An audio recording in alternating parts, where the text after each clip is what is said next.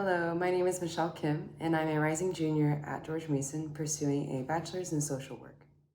I was honored to be selected as a Summer Team Impact Project Fellow to collaborate with the John Mitchell Jr. Program for History, Justice, and Race at the Carter School for Peace and Conflict Resolution. As stated on their website, the program contributes to and promotes a more informed public, political, and academic dialogue on the intersections between historical memory, justice, and racial reconciliation.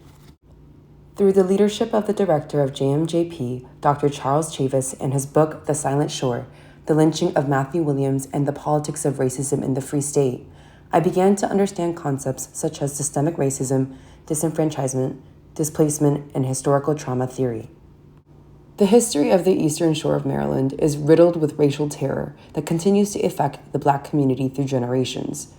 The racial disparities that are seen today in the city of Salisbury and the surrounding areas of the Lower Shore can only be understood by revisiting the history, of which has been exposed through the works such as Dr. Chavis's.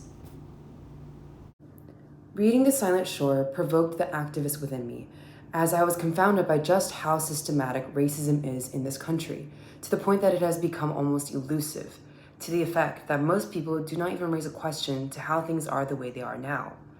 This all ties back to the track that I have taken in this fellowship, which is Advocacy and Coalition Building. By building upon the history I had learned through Dr. Chavis's book, and thus the knowledge of the dismantlement of a once affluent Black community called Georgetown that is now present-day Salisbury, I had a useful lens in which I could view the work I did with Fenix Youth Project, a local nonprofit organization. Fenix Youth Project is founded by local activist Amber Green, whose mission is to uplift the youth of the area by giving them a voice and providing them the resources to thrive and enrich their lives to become active members of their community. The ever-persisting problem of youth homelessness is what Green has been trying to help solve through her organization for the past 10 years. I assisted Fenix Youth Project by searching for and writing grants and finding ways to build upon their fundraising efforts.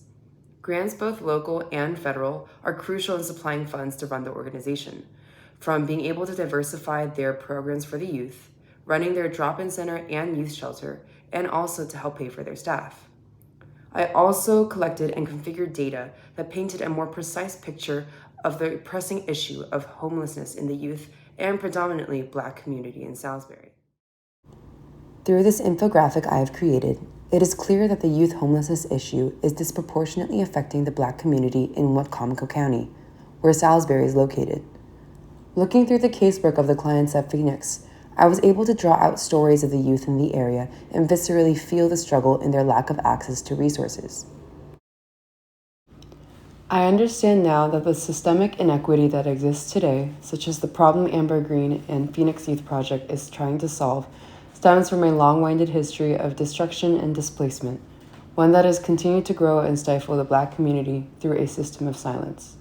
Although at times I was frustrated to learn the history and see its impact on today's society, I was more so encouraged and inspired by the connection I saw Green have with the youth in Salisbury. I could see that through her voice, she gave the youth their own voice too.